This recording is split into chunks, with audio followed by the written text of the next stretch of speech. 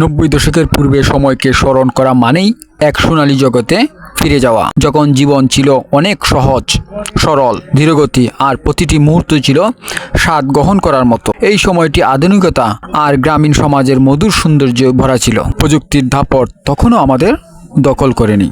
মানুষের মনে ছিল আন্তরিকতা, সম্পর্কের বাঁধন ছিল গভীর, আর প্রকৃতির সাথে মানুষের যোগাযোগ ছিল অপরিসীম। তখনকার শৈশব ছিল প্রকৃতির কূলে ওঠার সময়। স্কুল শেষে শিশুরা দল বেঁধে খেলতে যেত।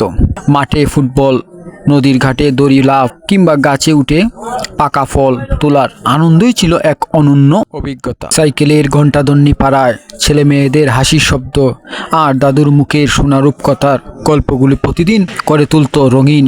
বিদ্যুৎ ছিল না, বা থাকলেও খুব কম, অল্প সময়ের জন্য আসতো। তবুও কুপিবাতি আলো, পড়াশোনা আর মায়ের মুখের গান ছিল জীবনের প্রেরণা। বাড়ির সামনে ছিল বিশাল আঙিনা, যেখানে বটগাছের ছায়া দুপুরবেলায় চলতো ঠান্ডা বাতাসের বিশ্রাম। পুকুর ধারের বড়দের মাছ ধরা আর শিশুদের জলকেলি ছিল অতি পরিচিত দৃশ্য। তখনকার গ্রামীণ সমাজের ছিল একতার এক অসাধারণ চিত্র। প্রতিবেশীরা ছিলেন পরিবারের মতো। যে কোনো উৎসব বা বিপদে সবাই মিলে সাহায্য হাত বাড়িয়ে দিত। পাড়ার কোনো বাড়িতেই যাত্রাপালা বা কবিগান কিংবা লোকসঙ্গীত হলে পুরো গ্রামের মানুষের আনন্দ মেতে উঠত। তখনকার দিনে যাতায়াত ছিল ধীর, কিন্তু সেটাই ছিল বিশেষত্ব। গ্রাম থেকে ট্রেনে যাওয়ার জন্য ট্রেন, বাস বা নৌকা ছিল প্রধান মাধ্যম। ট্রেনের ভ্রমণের অভিজ্ঞতা ছিল অমূল্য। জানালা দিয়ে মুখ বাড়িয়ে প্রাকৃতিক দৃশ্য উপভোগ করা, গাছের সারির পেছনে ফেলে এগিয়ে যাওয়া আর স্টেশনে স্টেশনে তাজা চায়ের কাপ নিয়ে গল্প করা, এসব মুহূর্ত ছিল জীবনের ভালো লাগার এক অংশ। সময় ধীরগতির ছিল, তাই জীবনের প্রতিটি মুহূর্ত ছোট আনন্দকে গভীরভাবে উপভোগ করত। তখনকার দিনে রান্না ছিল সম্পূর্ণ প্রাকৃতিক আর শুদ্ধ। কাঠের চুলায় রান্না করা খিচুড়ি, গন্ধ পাটায় পিষে মশলা তৈরি মাছের ঝোল আর পিঠা পায়েসের স্বাদ আরও মন কেড়ে নিয়ে যায়। ফসল কাটার মৌসুমে বাড়িতে বাড়িতে পিঠা তৈরি উৎসব চলত।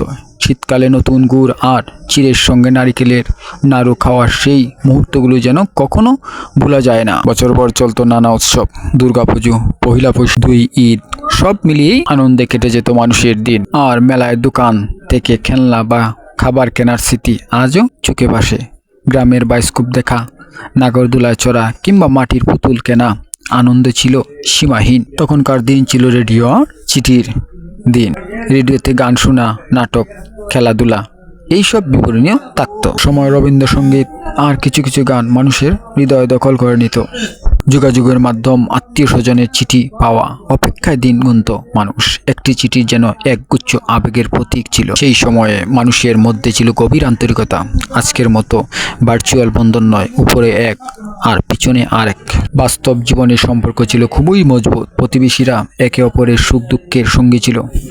যৌথ পরিবেশের একসঙ্গে খাওয়া, গল্প করা আর ছোট বড় সবাই মিলে কাজ করার মধ্যে ছিল এক অন্যরকম আনন্দ। তখনকার দিনে প্রকৃতি ছিল জীবনের অংশ। সকালবেলা কুয়াশার চাদরে ঢাকা গ্রাম, পাখির ডাক, ঘুমভাঙ্গা আর মাঠের শিশি ভেজা ঘাসের উপর খালি পায়ে হাঁটার অনুভূতি ছিল অসাধারণ। বিকেলে রোদেলা আকাশ, গোধূলির আলো আর রাতের তারা ভরা আকাশ যেন মানুষের মনকে প্রশান্তি দিত। ছুটির দিনেই ফাঁকা মাঠে ঘুরে উড়ানো, গ্রামে সবাই ছেলে মেয়ে মাটি দিয়ে পুতুল বানানো, মজাই আলাদা ছিল। পুকুরে ডুব দিয়ে মাছ ধরা, আর এই সব ছিল মানুষের প্রকৃতির সঙ্গে যুক্ত রাখার মাধ্যম। 90 দশকের আগে মানুষের জীবনে যে শান্তি ছিল তা হয়তো আজকের দিনে পাওয়া যায় না। মানুষের ভেতরে ছিল অসীম আন্তরিকতা। সত্যি বলতে 90 দশকের আগের সময়টা এক ইতিহাস নয়, বরং সেটা এক অনুভূতি যা আমাদের শেখায় সরলতা, মধুর দিনগুলো ফিরে আসতে। জানি আর দিনগুলি ফিরে আসবে না, কিন্তু স্মৃতির মণিকোঠায় সেগুলো চিরকাল বেঁচে থাকবে।